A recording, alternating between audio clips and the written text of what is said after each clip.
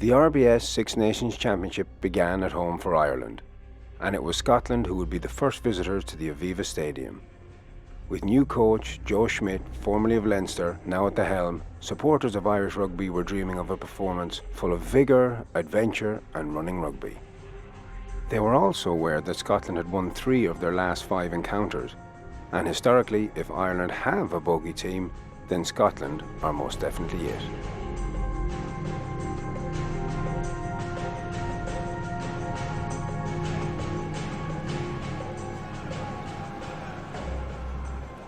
Well, the last time Ireland worked them all from the line out. Now Dave Kearney, the winger, goes into midfield, but they've got to secure your possession first, and Ireland couldn't do that, and Maitland fires it downfield, but Rob Kearney, well, he was always going to run as soon as he saw Scotland's line slow to react to that kick from Maitland. Conor Murray didn't get the protection he needed, but Scotland penalised at the breakdown. Penalty against Kelly Brown. In his 12th international as captain on his 61st international cap, and he's the man who's given away the penalty and an opening opportunity after 12.5 minutes for Jonathan Sexton. The effort from Kearney, the referee not happy that Brown had rolled away, which is just as well because the protection wasn't there for the ball for Conor Murray, and Ireland have got the penalty. Someone will have to explain to me, it's one of the phenomena of the modern game, what that kick from Maitland was all about. It was a nothing kick to Rob Kearney in midfield. At least if you're going to kick it from there, put it up parallel to the touchline. Get it as close as you can to hem them in. But it allowed Kearney run back into midfield and create this opportunity for Sexton now. Needs 7 points to move him to 3rd on the all-time scoring list for Ireland. 301 points. His 39th international cap and opening opportunity. Scotland couldn't convert theirs. Ireland do. 13.5 minutes gone. It's the home team that hit the front. Ireland 3, Scotland 0. And they may be seasoned professionals, but I'll tell you they're human too. The first game always difficult, the nerves there, getting that first score on the board helps enormously, individually for the kicker there in John Sexton and collectively for the team. Laidlaw. Swinson, winning his 4th international cap, takes it on, ball through the hands of Taylor, and now Maitland and Denton. Ireland in trying to compete, and Johnny Sexton got a shoeing as he was on the wrong side. Marshall with a big tackle in midfield, but there for Laidlaw again, and back inside to Maitland, and there's some big hits. The ball goes backwards, says the referee, and Marshall using his strength. His colleague Rory Best there to support, but the ball back on the Scottish side. Denton drops the shoulder. Scotland retaining possession. This time it's the big frame of Duncan Taylor at 6'3" and 15 stone, who's used as the battering ram, and Ireland not rolling away, and the penalty comes. Okay, all right. They're using the big men, Scotland. I realise it's tough, but I'm setting a high standard. Driving into that Irish defensive line. And that's something I think people have got to be aware of. This is a big, physically big Scottish side, and all week they've worked on the physicality at the breakdown in the tackle. Oh, there's a shoe-in for Johnny Sexton. And, well, you look where the ball is, and the only thing that they'll say is that the foot is going backwards rather than down or frontways. So, no, I picked that up a couple of minutes ago when it happened, and I cannot understand again how a touch judge can be 15 metres away and not pick that up. The ball was nowhere near Sexton. I think it was Kelly Brown responsible. Way out of order. Opportunity to tie it up. And he's walking back towards the halfway line is Laidlaw. Knew it was good from the moment he left his boot. 18.5 minutes gone. Ireland 3, Scotland 3.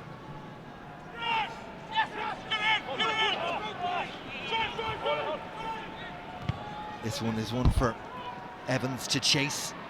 Kearney does well.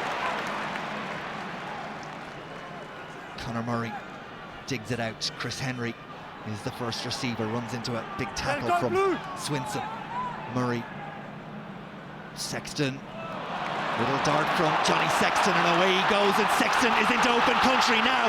Sexton, the options out wide is Jamie Heaslip. What a pass from Sexton. Heaslip drops the shoulder, and is Heaslip going to get there? What an effort by Sexton, what an effort by Heaslip. The television match official will have to decide. It'll be about a foot in touch, it'll be about the grounding, but a spark at last. Leading up to the grounding. And what a spark at the Aviva. That is all. Well, if this is a try, watch for the wonderful, indeed, whether a try or not, a wonderful pass from Sexton at that distance. Heaslip, captain on the day. Foot in touch, it seemed, before the grounding. Did it touch the white line, or was it above the white line?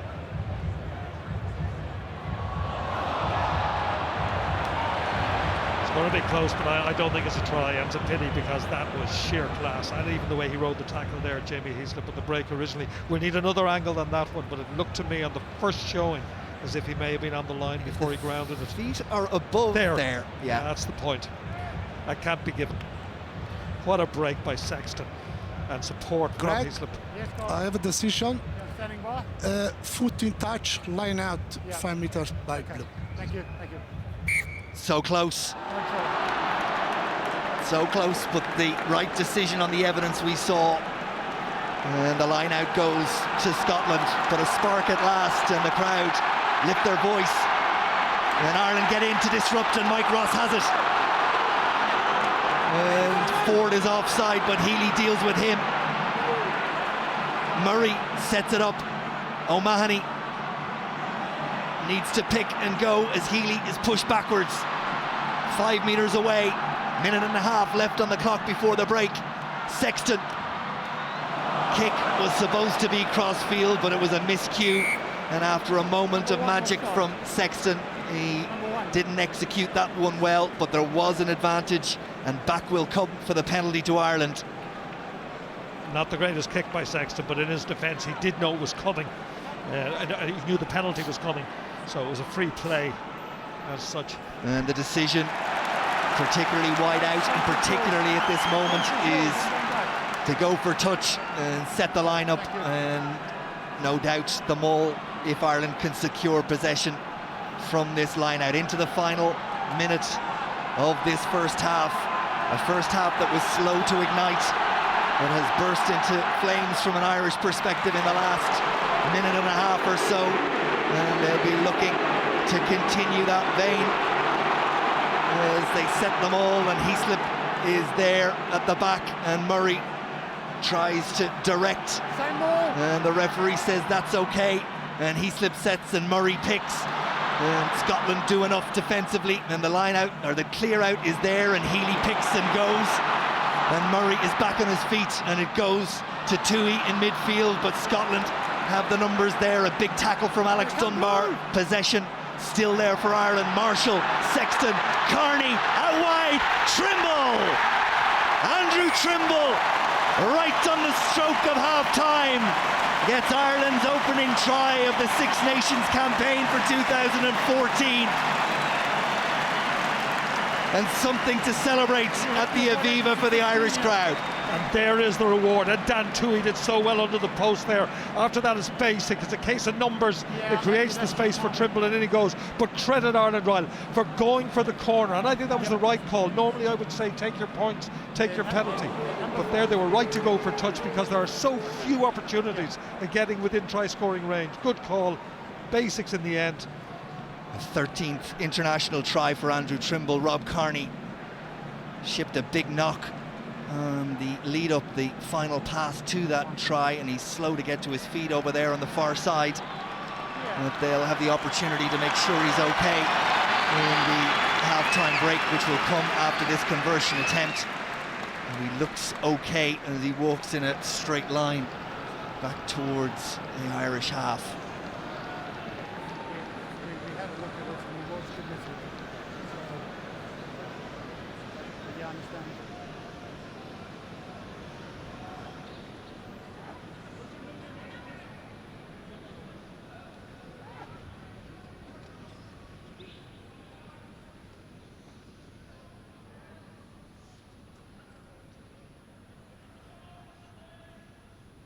Sexton then to give Ireland a 10-point lead going to half-time. Crowd groan, and the kick goes left and wide.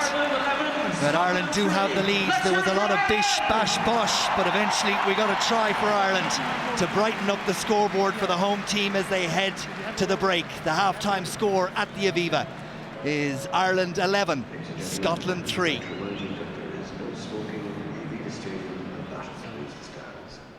Often hear the coaches and the players talk about that M word, momentum. Dare I mention Cardiff this time last year? Indeed. Scotland were quick out of the blocks in the second half. On its way, and up go the flags, and it is Scotland who strike first at the start of the second half. Almost 3 minutes gone in the second half. Ireland 11, Scotland 6. Yeah, precisely what Scott Johnson would have asked of his team in the second half, that they had to get the first score. That was absolutely vital, because you felt if Ireland could put another 3, 5, maybe 7 on, it would be a long way back from the Scots. Now we've got what we've always had right from the kickoff. We've got a dogfight.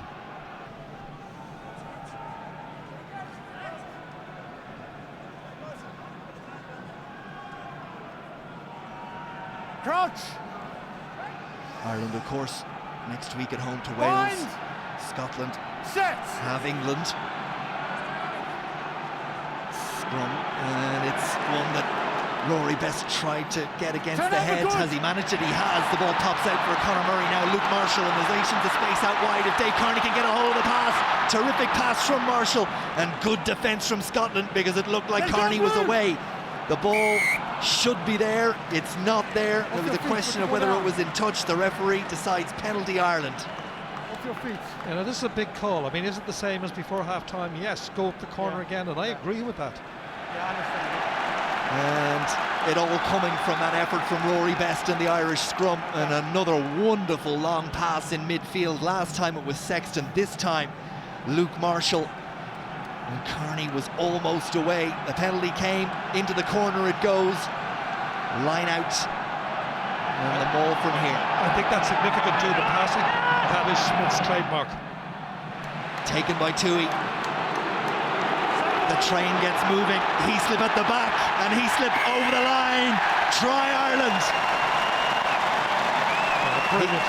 He came so close in the first half, but Jamie Heaslip, captaining Ireland today, scores his 9th international try. Ireland's second on the day, and that one right off the training park and executed as they would have wanted. Yeah, absolutely brilliant, and that coming from a pretty boy back, I can assure you, has full appreciation of the effort, the work, the rehearsal on the training paddock that went into that, and they literally walked their way over. But that takes a lot of work, I can tell you, in terms of preparation. Brilliant. The throw, the take, the patience, the organisation. Look at that, in he goes. Anyone could have scored in the end. As it was Heaslip. Well worked, well deserved. And credit to Best and Toohey in their roles of setting it up, ensuring that Ireland secured that possession, and it gives the scoreboard a better gloss from an Irish perspective, with Sexton's conversion attempt to come.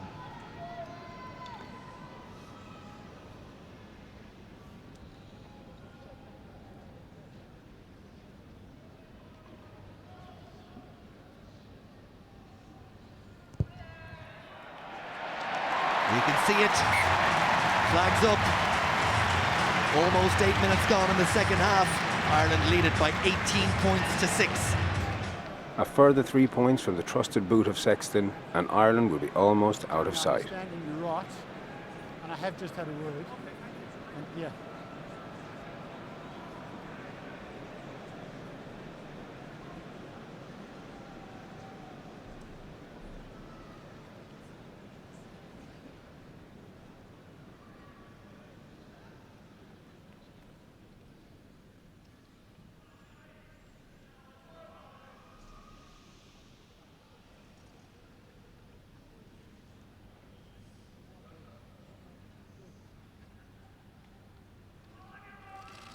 Just over 16 minutes of the second half gone. Up go the flags for another 3 points for Ireland. A little smile from Jonathan Sexton. Sexton Cronin in midfield. O'Driscoll, lovely hands. Sexton delayed the pass. Carney had to stretch for it, but did well. And then he runs into Dunbar, but good hands from the Irish three-quarter line. O'Donnell cut down by Jeff Cross, Conor Murray, Jonathan Sexton, Henry Sexton, the loop again from the Irish out half. Richie Gray chops him down. Devon Toner sets Ireland up again. McGrath, Murray, Marshall, Weir and Evans, two slighter men, try to rip the ball from the Ulster centre, but there's no joy. Lovely hands from Toohey to Henry.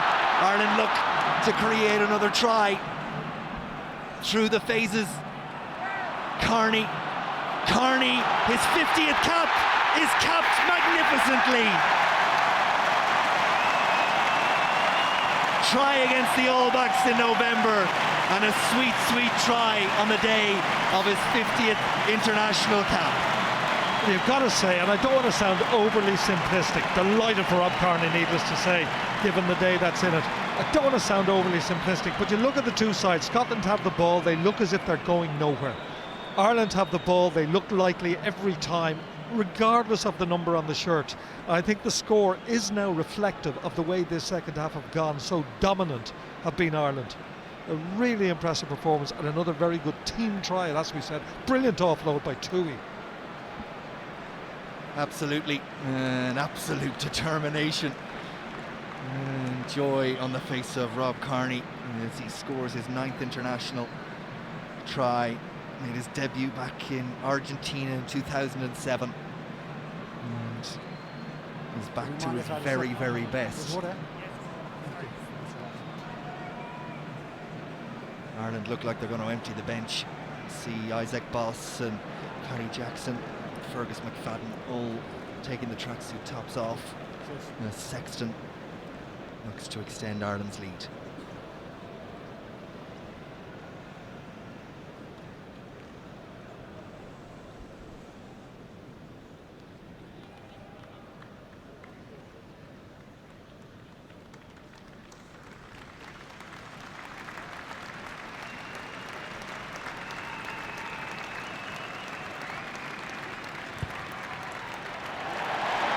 Go the flags, it's another 2 for Sexton.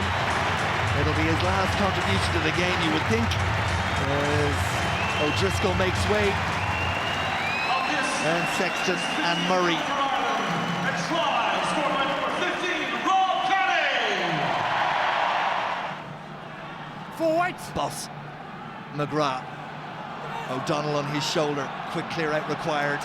Boss takes it on himself, Scotland go in search.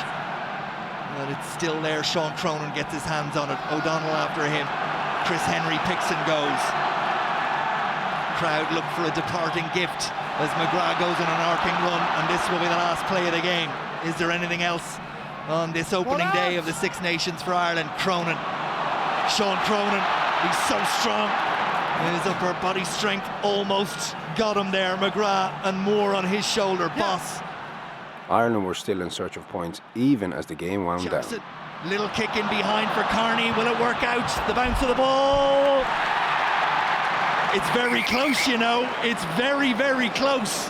It bounced back and Kearney did the acrobatics. But was it good enough? Try no try, please. Wouldn't it be tremendous for the Kearney family if they both got in for a try on this Rob's 50th? But we saw it in Paris yesterday. The ball will bounce anywhere. It's the nature of the game. And that might well, as you said, it bounced back. Well, a lovely little dink from Jackson. And then where to? Was it on the line? We'd need to see that again. Well, the finish. The finish was brilliant regardless. But I think the ball may have hit the line. I don't know, Tony. Well, we'll see it again. But what a finish regardless. The finish. Finish is incredible. How did he get the ball down before going over the line? Fantastic. That's not the issue. This is the issue. See, again, you can't see it there. Did the ball hit the line? The touch judge is right there. You can see him looking at He's it. not reacting, so that would seem to indicate. Oh God, we need to see that again. What a finish. Yes, Carlo. It's not try. Ball went touchline. Yeah, Ball okay, went so ball touch. bounced in That's and what I was goal. afraid of. No try. Crowd disappointed. Carney did everything he could, but in the end, that will have to be good enough for Ireland. And a 28 points to 6 victory on the first day of their RBS Six Nations will feel mighty good as they head towards their 6-day turnaround and a meeting with Wales here next Saturday afternoon. Jamie, congratulations. You are the man of the match. It's a job well done, a winning start. You must be pleased with the performance. Yeah, delighted, absolutely delighted to get off to a winning start. A lot of hard work has gone in the last 2 weeks as well as the previous months, especially at Christmas time. And we learned a lot in the November series. We kicked on. The sport was absolutely amazing, like the November series. And if we can get this place like a little bit of a fortress with that kind of support, we're going places. It certainly wasn't ideal losing Paul O'Connell before kick-off, but it clearly didn't faze you having to step in as captain. No, you know, it was tough when we heard the news this morning, losing out on Paulie. He's an unbelievable leader, teammate, and serious player to lose out as well. And you know, Paulie kind of gave us some really good words during the week, and we kicked on from there. We've got some great leaders in the team. You know, we've got 7 or 8 really good leaders as well as just really good teammates, and we all just focused in on our job and yeah, play with a bit of passion, and we came out on top. You almost got in for a try just on half-time. You did in the second half, or did you? Rory Best Hand seemed to be in there as well. No, I'm claiming that one. Rory tried to do his best. He just gave me a rocket up the ass to get over the line, which was great. But I know it's early days, but there's huge excitement about the direction Ireland are going in under Joe Schmidt. yeah, well, we're taking it day by day, moment by moment, game by game. It's a cliche, but it works. And I'm sure Joe's going to have some choice words inside, as well as tomorrow evening when he reviews the game. But you know, we're going to get a recovery. It's a quick turnaround, a big challenge next week. Congratulations on your performance, Jamie. Thank you very much. Cheers.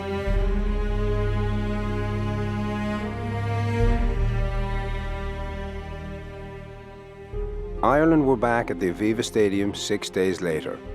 Brian O'Driscoll was able to re-establish his centre partnership with Gordon Darcy. Rob Kearney was fit, also too was captain Paul O'Connell, now recovered from a chest infection. Wales had won the championship 2 years in a row. They were packed with triumphant Lions and led to by Lions coach Warren Gatland. The omens, though, were not auspicious for either Gatland or Wales.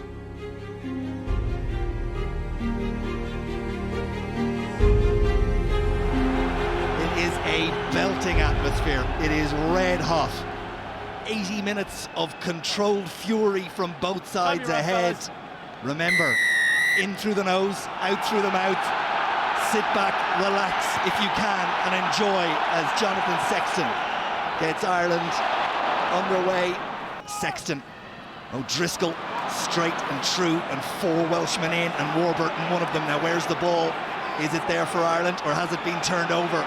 It's a scrap, no one secured it until Paul O'Connell put his big frame in charge. Devon Toner out to Dave Kearney, who had no one outside him, but has done well to squirt through the first line of Welsh defenders and up to the Welsh 22. This is O'Connell. O'Connell charges in and he's hit by Lydiate. Ball should be there for Conor Murray again. Advantage to Ireland as I think it was Lydiate didn't roll away. And the ball is still there for Ireland, but the referee decides no advantage accruing. And there's a little bit of afters as Gethin Jenkins and Rob Kearney have a little look at each other.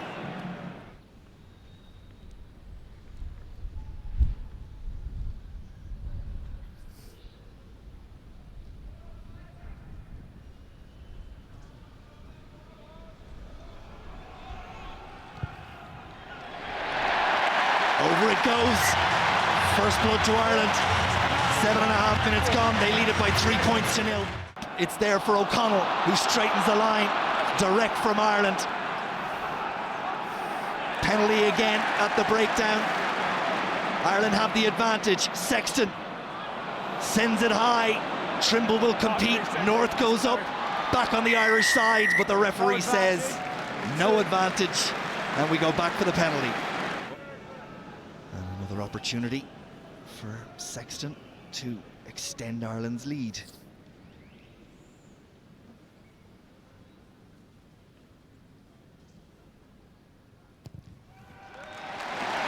Over it goes. Ireland 6, Wales 0.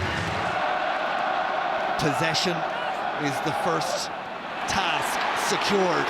Henry, Healy, Ireland on the march, over the line and down! Try given! I think it's Henry. Ireland have the first try of the afternoon at the Aviva, and it is Chris Henry who scores his first international try. And you knew when they got into that position that that had the potential to be the outcome, and how they delivered. Yeah, and it goes back. This is where the 50-50 ball was. Kearney doing brilliantly. He fought and he fought. He won the possession in the end. That set up the field position here. Precision from Johnny Sexton, parallel to the touchline. Priestland left with no choice, and here we have it, the line out. Toner providing. Look at the momentum of the maul. Right from the minute that Chris Henry had the ball, they just couldn't stop it. And that is textbook, taken off the training ground.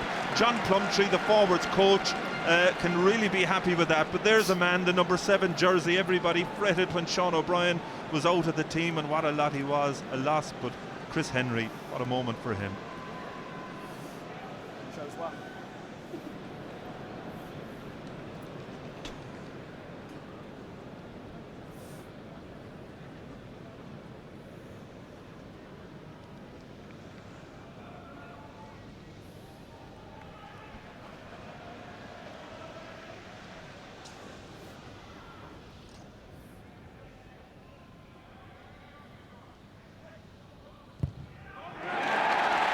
Terrific strike, up go the flags, and now that scoreboard reflects what Ireland will feel has been their dominance of this first half. 33 and a half minutes gone, Ireland 13, Wales 0. Well, you asked the question a few minutes ago, did 6-0 reflect Ireland's dominance? They would have been happy with the position, but they're 10 times happier now. Just before the break, Johnny Sexton had another penalty attempt, this time from within his own half.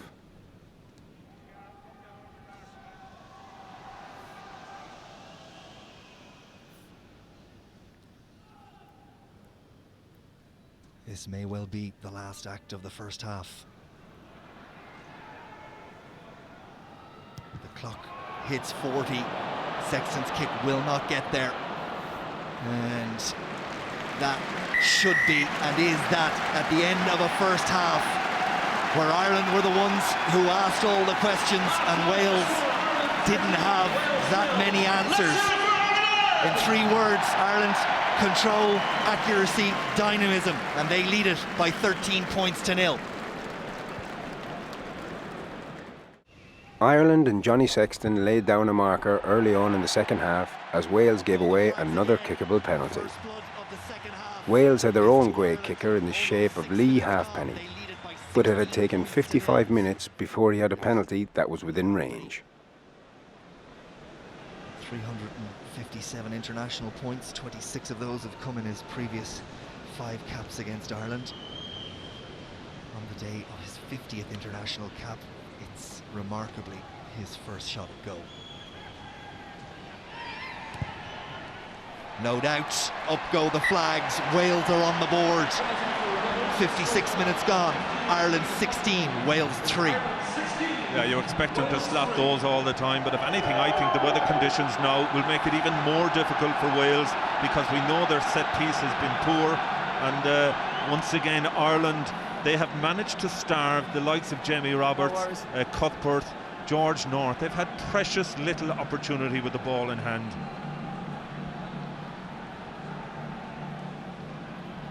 Sexton gets us underway again. Faletau calls and waits, and Irish players get to him. And it was Kearney that made the tackle. Phillips with the kick. Rob Kearney back and in position. Handling just that little bit more difficult now. Sexton fires at Priestland outside his 22, gathers the ball.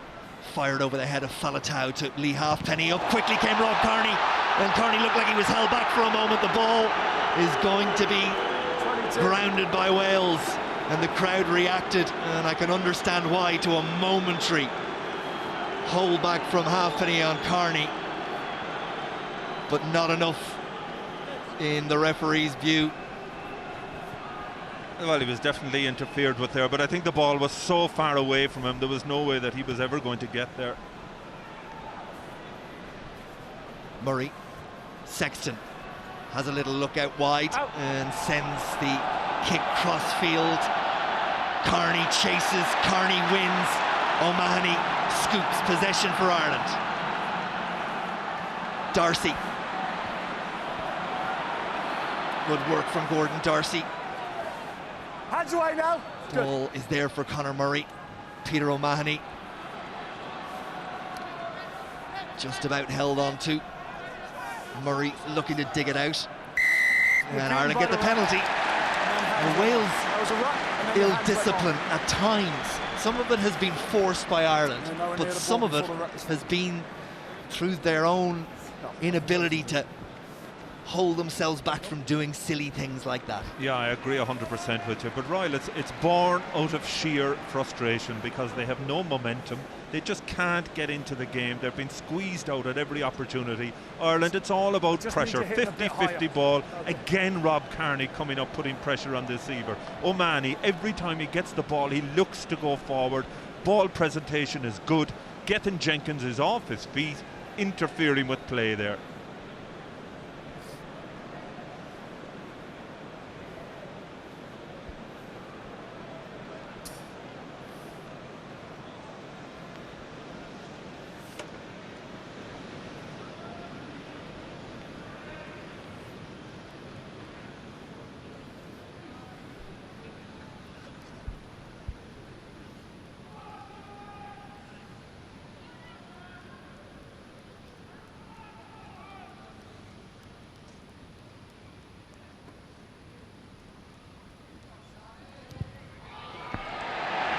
Looks good. It is good.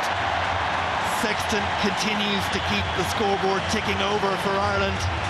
We head towards the hour mark. Ireland lead it by 19 points to 3. Mark's here, so make sure you keep that line. Okay. Wait. Lots of running repairs. Number 9. All completed now. And we will resume with the penalty, which Jackson will send into the Welsh 22. Maybe not as much distance on it as he would have liked. But there nonetheless.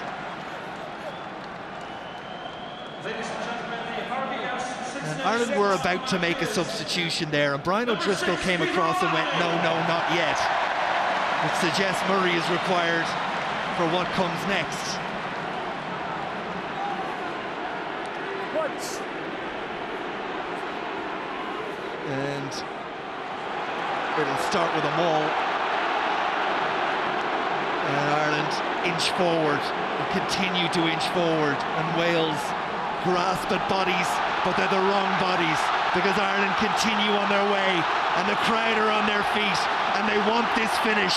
And Ireland had the numbers, and now Murray considers the break and he goes, and Ireland are over. Jackson crowns a wonderful move and a wonderful moment. And after it all simmers down, there will be another 7 points on the board for Ireland. Yeah, what a way to finish the game. And, you don't want to see this nastiness. Ireland have been in control from start to finish. I think Ireland players unhappy with the way that Liam Williams came in on top of Paddy Jackson when he was grounding the ball. But look, you go back to this. This is the story of the game. Ireland dominant up front. Wales powerless to do anything about the ball. Look at Jack McGrath there shouting at Conor Murray. Ireland moving the point of attack. Jackson unopposed. Liam Williams, to be fair to him, I don't think there was any great intent in that. Slides in. There is contact there. He does go in with his elbow, and all of this looks worse in slow motion. But Paddy Jackson, to his credit, he got up, back on his feet, and he's going to take the conversion. And Conor Murray has been called ashore, and Boss is on now, and Jackson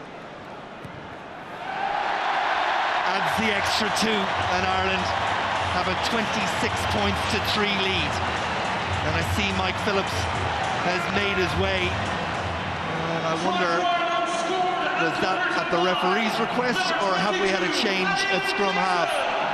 We'll just double check that for you. Took our eyes off it for a moment while we were looking at that conversion, but Phillips is gone. Yeah, I think Warren Gatland might have got him out of there before he got himself in more trouble. If you look at the margin now, Ryle, 23 points this week, 22 against Scotland last week. In the context of, as I mentioned it earlier on, points differential, you really couldn't ask for more. I think that it's possible that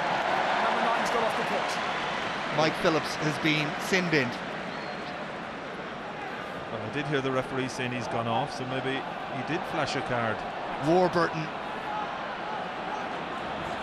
peels away. Henry makes the tackle.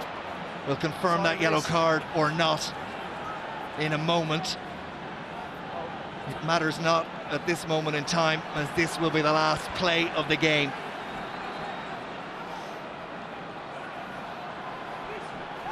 Priestland goes into play, scrum half.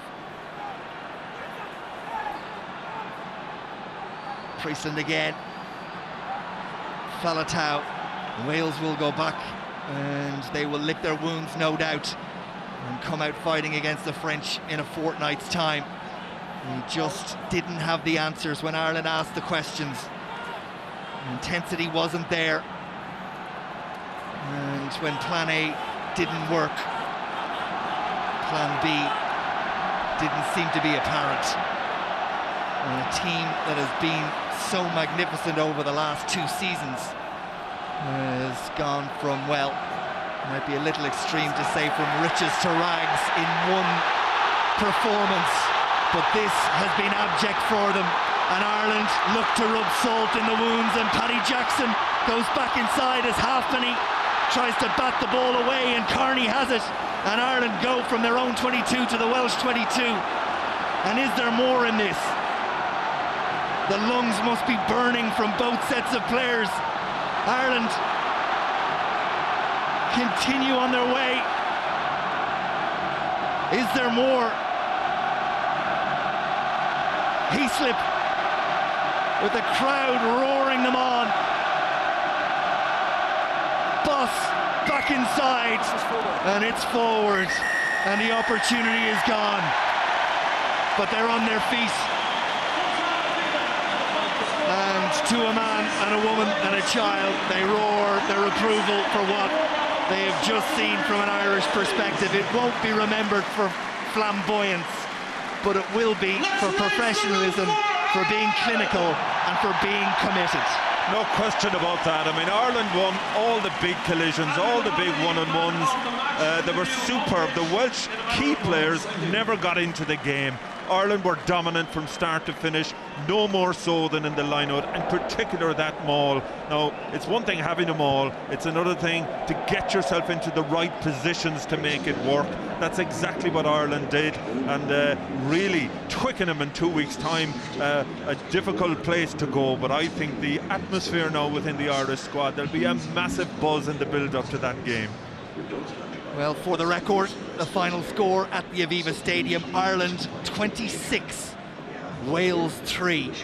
I don't think many saw that coming as the Irish team make their way towards the dressing room. O'Driscoll, Darcy, well, you could name them all. There's not one that you would say underperformed there today. Each and every one of them gave everything, equally so the bench. It is a 23-man game now. The interesting thing for me is a lot of the guys coming in from an Irish point of view, they're all young players. The Jack McGraths, Martin Moore, Tommy O'Donnell, Paddy Jackson, these type of players, they're the future of the game here. They're learning from the masters, the O'Driscolls, the Darcys, the O'Connells. Irish rugby is looking in a good place at the moment, particularly Joe Schmidt, a proven leader at provincial level, now beginning to make his mark on the international stage. So Ireland march on to a date in Twickenham in a fortnight's time. Wales will face France. There'll be time to rest the battered bodies on both sides, but Ireland will go with a spring in their step to London in a fortnight's time. Ireland had played 2 and won 2. the next stop would be Twickenham, to play England for the Triple Crown. It was going to be a tough ask. Ireland hadn't won at Twickenham since 2010, and the English side, the opening defeat to France notwithstanding, were exhibiting a new maturity under coach Stuart Lancaster. We're set to go. Nerves are jangling. Anticipation. So much at stake for both these sides. The championship wide open. It's England against Ireland at Twickenham. Kerr once more tries to dart inside, and the door is just about shut by the Irish defence. It's terrific from both sides, utter commitment as Wilson peels around the short side. England scents blood in the opening 5.5 minutes. Phase after phase, Vunipola, Sexton gets underneath, Darcy combines, Henry goes in search of the ball, but it's there for England. They've cleared it out well, and Kerr snipes around the edge. But again, Ireland do just enough. It's breathless. Brown, Farrell, just about pops it off. England might have the opportunity. They do. Can they score? Yes, they can. In goes Johnny May. And what a start. What a start. Well, 6 minutes in, Royal, and it's just pulsating. Twickenham is. England, well, it's been about power, power and more power. And Ireland, for their part, well, they've defended manfully, but when they're in possession, they just haven't experienced in this championship to date the line speed, the defensive line speed of the English team. They're up quick, turnovers, and once they got the ball, well, they were just transferring it to one powerful ball carrier to the other, and eventually, well, it's not a try. It's not. Johnny May losing it at the death. He's reaching for the line. You thought he has to score here. He doesn't. And you have to credit Conor Murray. He's getting across, and Andrew Trimble just doing enough to put him off. And England, well, they'll be disgusted with that because they thought they were all back at the halfway line. Yeah, Jim, from what I've seen, it's a pretty clear knock on, so I'm going to go 5 minutes scrum green. Correct. Yeah, thanks. Well, what a start. It's just nothing that either side can take for granted. Absolutely, and you know, both sides' defence then has been superb, and both scrum halves getting good close attention from the relative back rows. And the penalty, jumping across the line, it was the man taken out as well, was Courtney Laws, as O'Connell went to try and compete for that English ball. On its way from Owen Farrell. Does it have the legs? It does. Up go the flags, and the home side hit the front. It's taken 24 minutes of bruising rugby. England lead it by 3 points to 0. But it's been a war of attrition, a battle of the body, points at a premium. England lead it by 3 points to 0 at the half.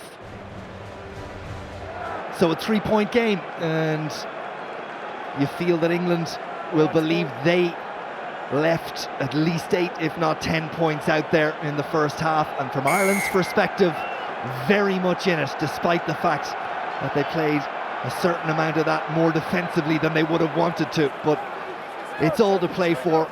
Both sides aware of that. 40 minutes for a triple crown for Ireland.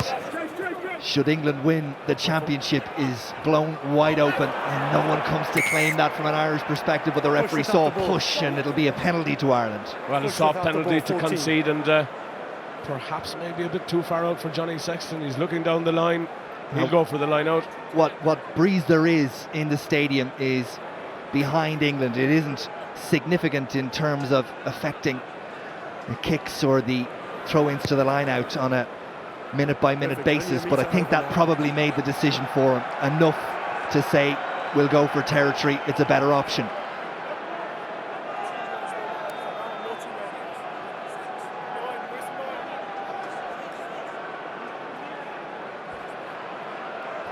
Rory Best's 73rd international cap this afternoon. Conor Murray at the front of the Irish line-out, down for Murray. And there's Jamie Heaslip as the first receiver, just looking to try and find a gap, but it was literally closed off in front of him. Devon Toner carries the ball for Ireland. Heaslip looks back inside, and it's Kearney, Rob Kearney, straight through, under the post. Oh, what a start to the second half. Wonderful work by Ireland. A terrific line by Rob Kearney. And there is shock around Twickenham. Well, Ryan, how many times have we seen that from Leinster particularly? That collaboration between Jamie Heaslip and Kearney coming with a very late run, and he just split the defence and there was nothing poor old Mike Brown could do about it. He's thumping the ground, but really it was about the angle, it was about the pace, and that little hole just inside Heaslip.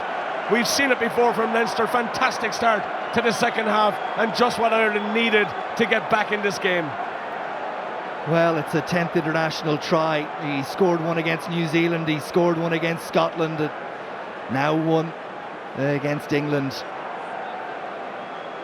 And Jonathan Sexton has the opportunity to turn 5 into 7, which he duly does, and we're 2.5 minutes into the second half. And Ireland lead it by 7 points to 3. And talk about giving you the perfect start. Well, magnificent. And the whisper that was the fields of Athenry turns into more of a roar as those that are here in green have their voices heard.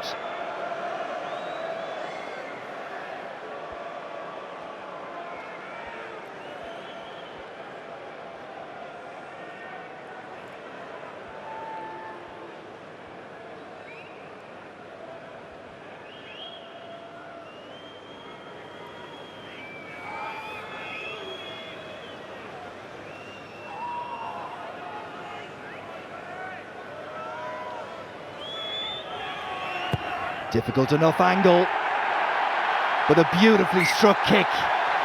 Up go the flags, and there's a real bounce in the step of the Irish players as they head back to receive the restart. They lead it by 10 points to 3.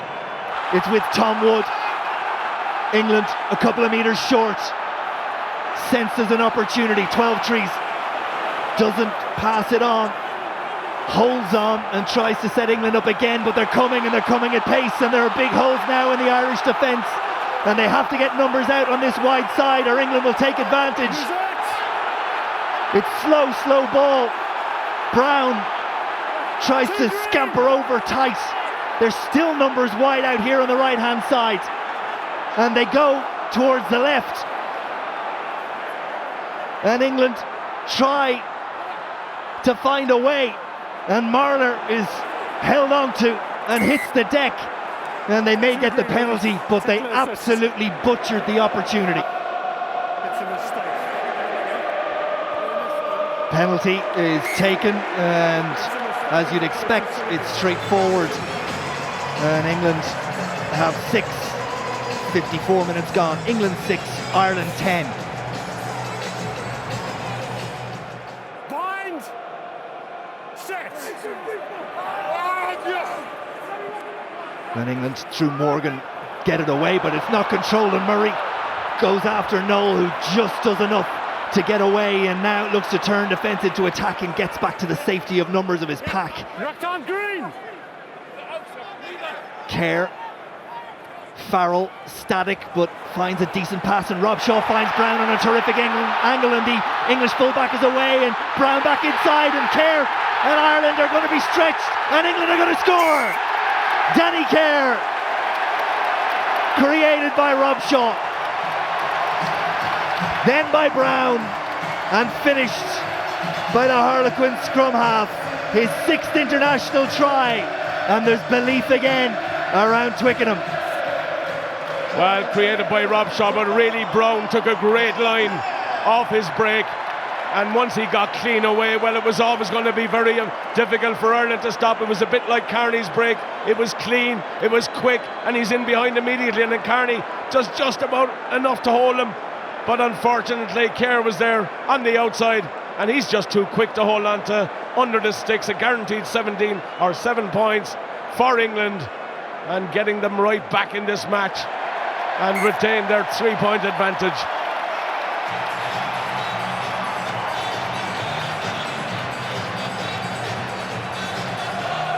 He slipped to the strains of Sweet Chariot that rain down on the English players for yet another effort. Henderson thought about the pass, held on to possession, and Ireland still have the ball, but it's been phase after phase with little in the way of penetration. Maybe now as O'Driscoll finds Dave Kearney, and Kearney pins his ears back.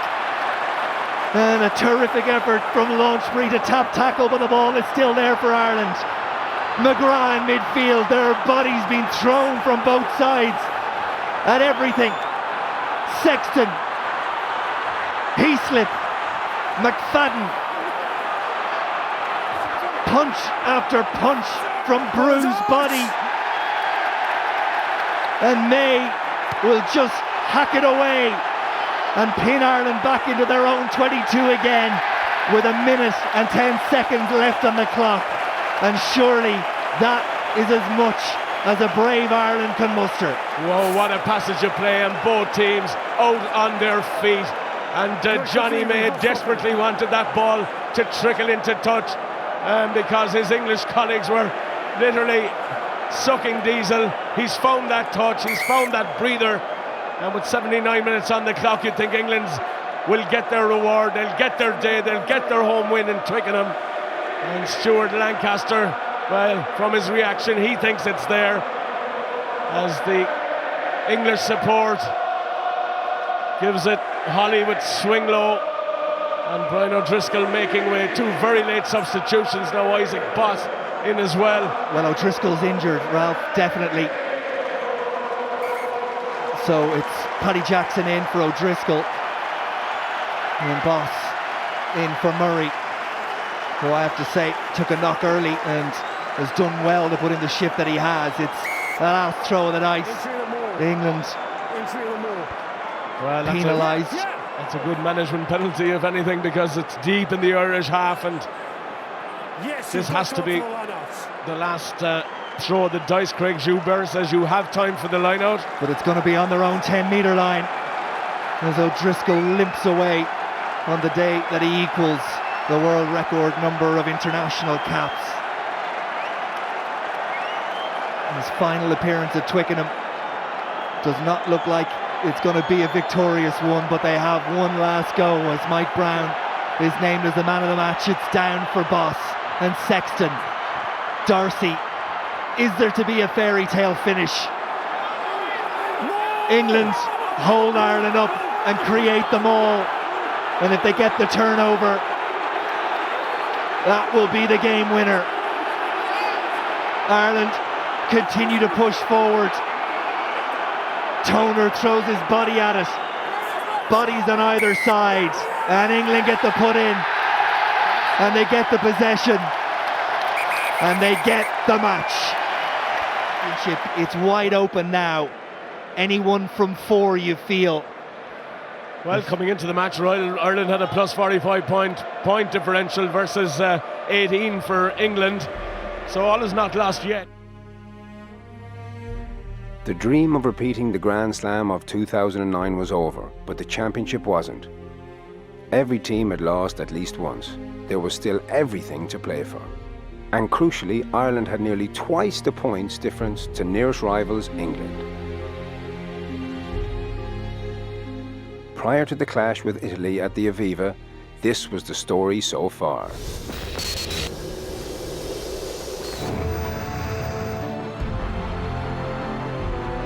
Mistake gives there's the chance. Alex Cuthbert's in to score. Scott Williams in for the try. And Campagnaro's in. And Italy have scored. It's going to be a second try for Campagnaro. Match that Wales have won, but not won convincingly at all. It's a try for France and a perfect start for Les Bleus. The ball's going to bounce. Boucher's in again. On the outside is Brown. It's a try. It's going to be a try for Alzer. Game victory for France. He's pulled it out of the bag. Game 1 for Ireland and Scotland, and the Joe Schmidt Six Nations era is off and running. Sexton, Kearney, out wide, Trimble! The train gets moving, Heaslip at the back, and Heaslip over the line. Try Ireland! Through the phases, Kearney, his 50th cap is capped magnificently. Possession is the first task.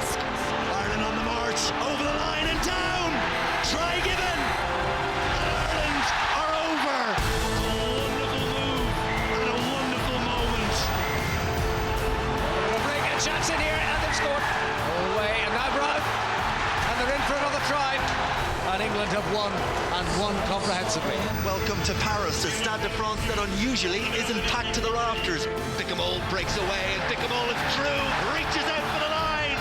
Fofana into the 22, he's got pace to burn. Wesley Fofana! His finish is scrappy.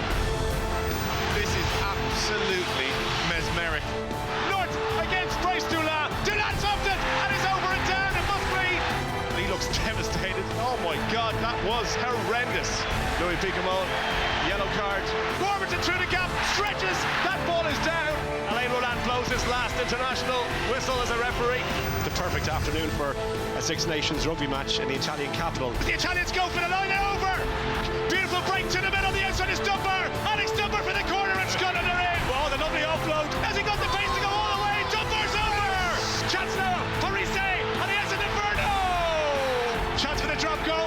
Duncan Weir has won it for Scotland. Nerves are jangling. The championship wide open. It's England against Ireland at Twickenham. England might have the opportunity. They do. Well, it's not a try. Brian O'Driscoll. O'Driscoll for Trimble. Trimble back inside. 2 meters short. Up go the flags, and the home side hit the front. He slipped, looks back inside, and it's Kearney, Rob Kearney, straight through under the post. A terrific line by Rob Kearney. Brown back inside, and Kerr and Ireland are going to be stretched, and England are going to score. Danny Kerr. Ultimately, though, it's disappointment for Ireland as the Triple Crown slips away.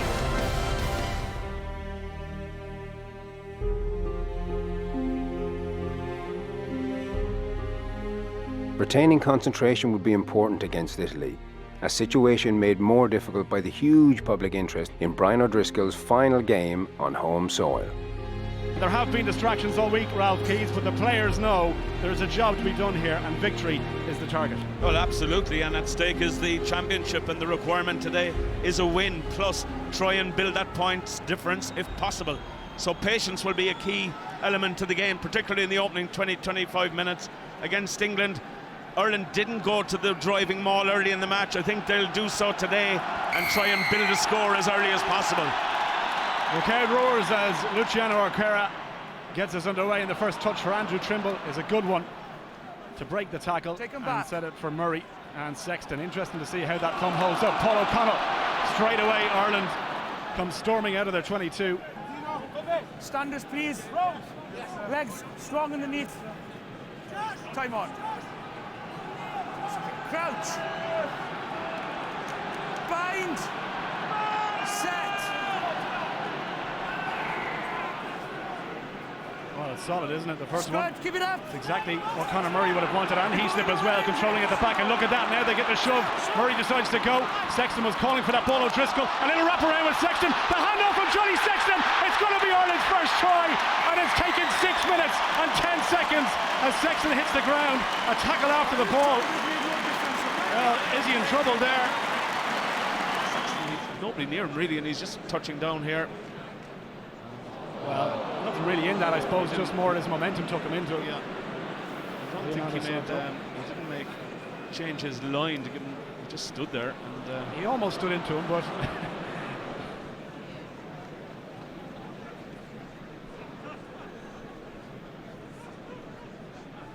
86% so far. Jonathan Sexton in the situations. That's 13 from 15.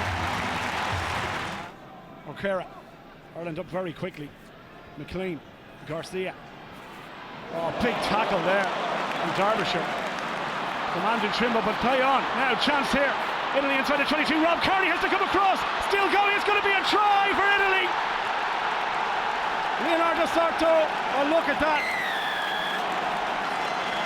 All of a sudden, the big tackle went in on Derbyshire. We thought that Ireland might capitalise on that, but Italy kept it alive and 7 points to 5. Well, it's great hands from Italy because Derbyshire got nailed by Trimble in the tackle, managed to get the pass away, and he had a lot to do, Sarto, to finish, because it was out around the halfway line that he took possession, and while he had some green grass in front of him, he should have been stopped. You can see the tackle coming in here from Trimble. It's a big hit, but he gets the ball. Well, it's picked up again, flicked out. And Sarto, but he's away or here now, and Rob Kearney he won't be happy with should have nailed him there, didn't. And well, the step inside was always going to be easy after that, and a bit of a rude awakening and a reality check for Ireland, because it's going to be level pegging after 25 minutes, and Italy hardly with much possession. Yeah, absolutely. And you just wondered as well, the chances that Ireland have had, if they keep failing to capitalise on them, something creeps into the head as well. But this to level it up, Okwara won't miss from here. 121 points for Italy in its 40th cap, 2 from 2 so far in the tournament. Of course, Tommaso Allen has been the first choice goal kicker. He started all the games so far. There you go, straight between the posts, 7 points each, and all of a sudden Italy are level. Sexton gave Ireland back the advantage. Almost silent for him. Doesn't miss those anymore. O'Driscoll to O'Connell. Move away, tacklers! Cian Healy looks like he's in a lot of pain as well. Sexton to Dave Kearney, his opposite number, tries to put him down. He does eventually. Furno is in over the top of it. Is he illegal though? He is. Italian resolve would be broken by an Andrew Trimble try after some old-time O'Driscoll magic. Support runner finds Mike Ross, and his tactic is to just drop his head and try and go through. O'Driscoll again. Ireland need to break this line. It's there. Trimble for the line. Yes, he is. The patience finally pays off, and Andrew Trimble crosses for Ireland's second try. No less, Ralph, than Ireland deserved. Well, you know, just when you thought it was safe to take your eye off the contest, Ireland go for a quick tap inside their 22, and a couple of minutes later Trimble gets in the corner. It's a reward for perseverance and for a bit of ambition. O'Driscoll, it was Kearney who took it on here. Strong running from the fullback, and he kept the possession which and the continuity going, which was vital, of course. And eventually Trimble gets in the corner, and all the while Gordon Darcy was receiving treatment right down that channel. And a nice pass from O'Driscoll and a good step from Trimble to get in. Beautiful strike from Jonathan Sexton. Here is Henry again. Support from Toner and Trimble to clear out. Quicker this time for Ireland to use Darcy. Little step from him. Furno puts him, well, tries to put him down. Roll away, Blue! Cian Healy calling for this on the left-hand side. And here he is. Tackled by Barbieri. Sexton this time, only 2 outside him. He's got to come back inside to Heaslip. Good run from the Leinster number 8. There for Redden. And O'Connell. Still there. Heaslip back on his feet. Dummy from him. He had Sexton outside him. Probably the right decision. Overlap on the right here, is there? Chance now, Darcy. O'Driscoll lines them up. Trimble for a second. 5 metres short. Italians told to leave it, which they do. Henry this time drops his shoulder. Tackled by DeMarchi. It's a good one. The clear out from Dave Kearney, and still there for Ireland. Healy straight over the top from Leonardo Sarto. The penalty now is Ireland's. Not rolling away, says Nigel Owens. Decision time here. Get away quicker, please. Dangerously getting Redden taps and goes. Owen Redden. Oh, he's just tackled. Didn't have the strength to get down. Stay back. Healy, he has the strength. Is he over? He is! Cian Healy with Ireland's 3rd try. 52 minutes gone, and you feel off that is the game for Ireland. We've a long way to go, but Italy, well, they can't get their hands on the ball, and that man, how he deserves that. Absolutely, and he's hurt themselves in the process, but it was just relentless stuff from Ireland. It was quick thinking from Owen Redden at scrum half, the tap and go that caught Italy napping, and once they had it set, well, Italy just ran out of numbers in the end, and there's no stopping this guy when he has a bit of space and on a one-on-one. But Redden does well here. He catches that bite down defence from the Italians on the outside. He goes for it, and as a result they had to close the door, and they were short numbers. Looks like that this will be Healy's last action of the game, because he's going to the sideline. I mean, he's taken so many hits, he's made so many hits, he's put himself out there, and Jack McGrath's going to come on. But what a way to go out at the Aviva Stadium. Absolutely, and getting that vital score that puts Ireland in that comfort zone, you'd have to think, even without the conversion. But given this guy's form, you'd expect Johnny Sexton to get this one. Yeah, Hasn't missed one yet, as you can see. Henderson's come off as well.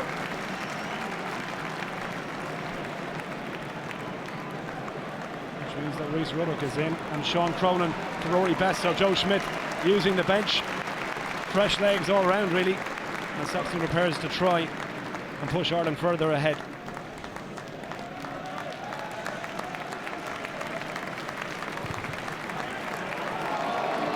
Just missed on the outside.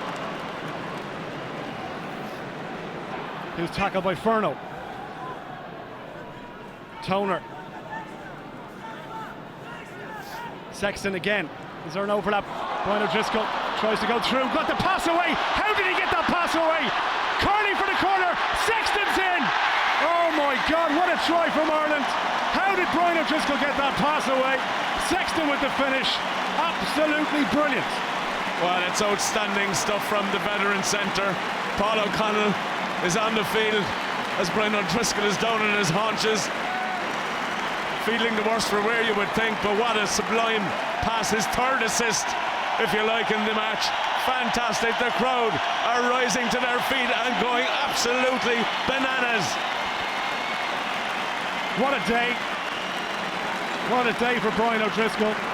His last home game, 3 Ireland tries, 3 hands of God from Brian O'Driscoll. Incredible pass there. Let's take a look at this again, Ralph. He had no right to get this out as far as he did. No, and it was, training ground move again. They get inside. He keeps his feet, and a left-handed overhead flick keeps the movement flowing, and Johnny Sexton, in a brilliant supporting running line, takes the inside pass to get over for his second try. But watch this from O'Driscoll, always aware of where the space was, and manages to get that flick. Unbelievable. And if they did that in the NBA, they'd be paying them $100 million a year for it. It's just positional sense, keeping his feet, the strength, as you said, and the skill to pull it off. The conversion to come.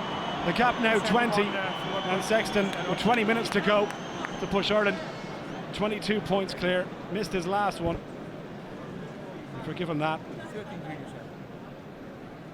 I mean, it looked 7 or 8 minutes ago like he wasn't able to continue his limping around. Now he has a second try. Incredible.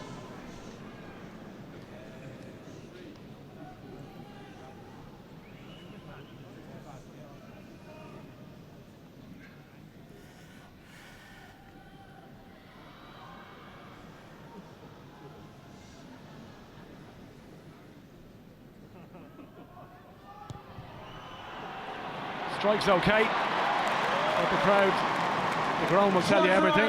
Stays down, 27-7, and that man there, well, I suppose if you'd imagined how this day might go, we couldn't have imagined it would go any better than this. Well, on the crowd reaction.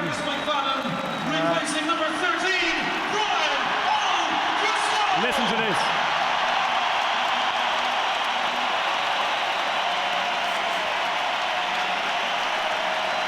Well, it's just a brilliant tribute to the man, and he affords himself a little smile. He knows that 20 points is probably good enough. Listen to the reaction. Incredible.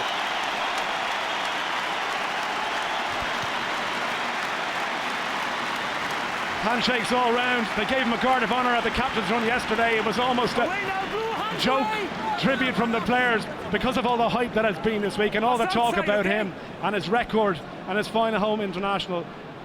There was that danger that he wouldn't live up to it, but he's been magnificent and he's done everything bar score. There's Darcy, nice feet from him to step outside. Can he get the pass away? Presents it for Redden. Ireland queuing up. Here's Chris Henry.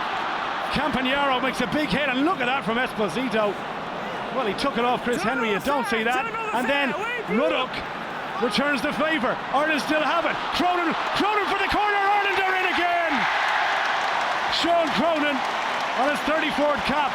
Over in the corner. Credit to Rhys Ruddock, who ripped that ball back. And Ireland are home and dry. First attempt for Paddy Jackson.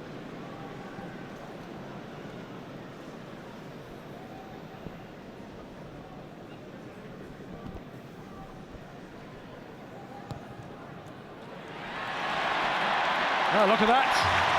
Not a bad way to take your first kick from Paddy Jackson. And here is the man who has left the field, but I'm sure he will never forget this day, Brian O'Driscoll. Well, they're showing all the skills from the man. at both sides of the equation, attack and defence, awareness, finding space, and the vision when it's most needed. Turnovers, a trademark of this guy's career. Paul O'Connell tries to go through, held on by Pavanello. There for Darcy again, wants a runner. Hits the ground, tackled by Vassawi. And they've options now really on the left-hand side. One of them is Ruddock, takes two in. Jackson has to help him. Ireland trying to recycle. And they come back this side. Fergus McFadden, is there a room? There is room, and he's over! McFadden completes a brilliant day for Ireland, a brilliant day for Brian O'Driscoll. And not a bad one for him coming off the bench.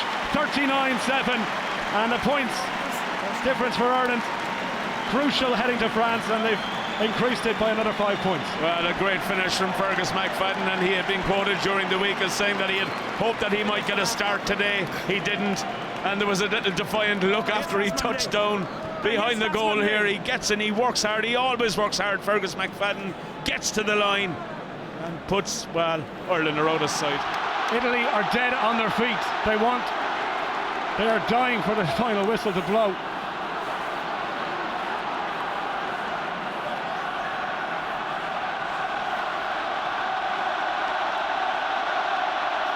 Listen to the crowd, listen to the atmosphere here.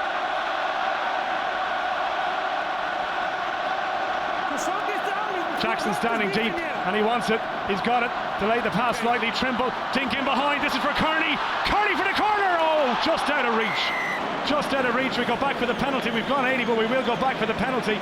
And Ireland will get one more go at this. The spread, if you're interested, was 24. They've annihilated that.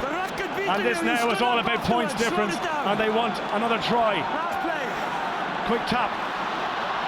There again for Heaslip. Ireland want one more. Another effort. The crowd roaring them on. Here's Toner. He certainly would deserve one. Tackled well by Andrea Massi, who's barely touched the ball since he's come in. It's been all defensive work for the Wasps man. Pick and go, down! It is another try. Well, I think it's McGrath, is it? Oh, Redden, one of the two is getting the taps in the back. We'll have to go and see that again. The perfect day, Ralph Keith. Absolutely, the crowd applaud, they acknowledge this team. It was scrappy in the first half, but you have to commend Ireland in the second half. They became way more workmanlike, they went for it, and they've delivered exactly what they needed, exactly what they had planned on the pitch. Lots to work on, there's no doubt about that, but Jack McGrath, he gets in, and the try scoring, well, shared right throughout the team as Brian O'Driscoll looks on, and what an occasion for him. A 46, maybe 48-7 thumping of Italy, and everything to play for. The championship on the line next week in Paris, and who's to say they won't deliver it? Paddy Jackson to finish it off.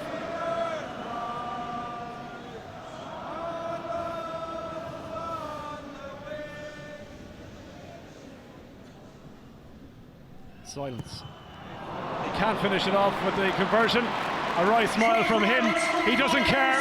46 points to 7. And what started out as a tricky battle here in Dublin has ended with the victory for Ireland, the points that they wanted, and tries to boot, and wrapped off. It had been a convincing victory.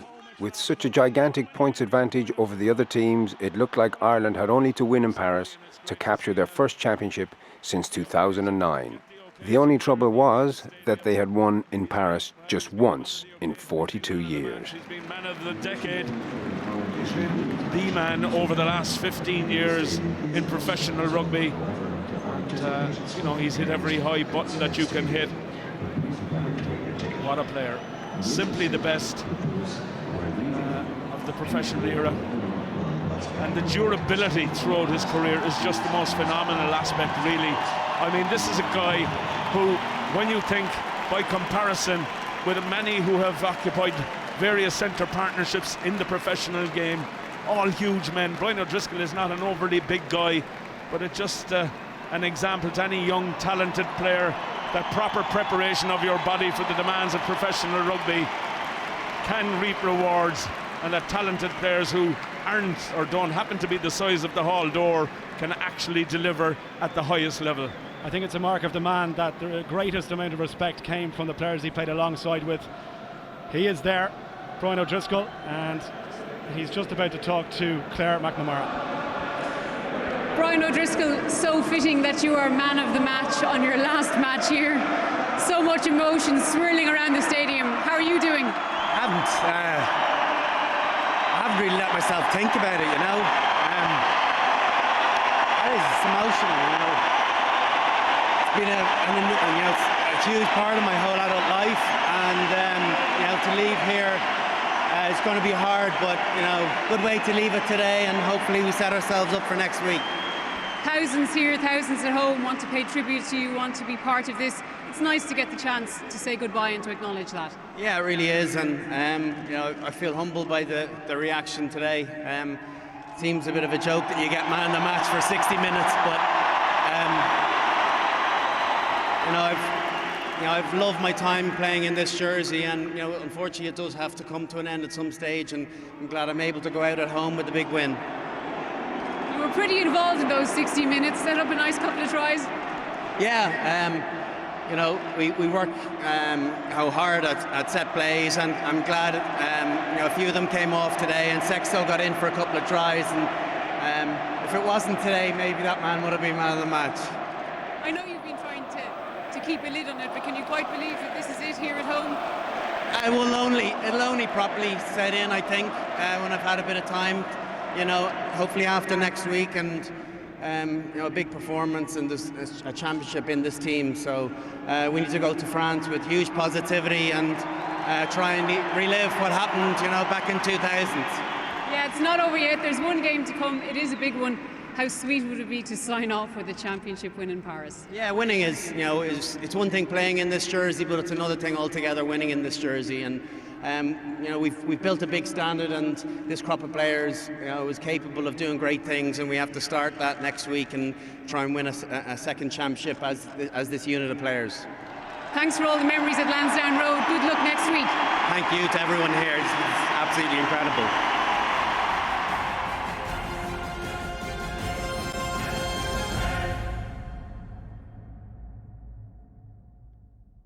In 2014, Ireland under Joe Schmidt had emerged once again as a European rugby power to be reckoned with.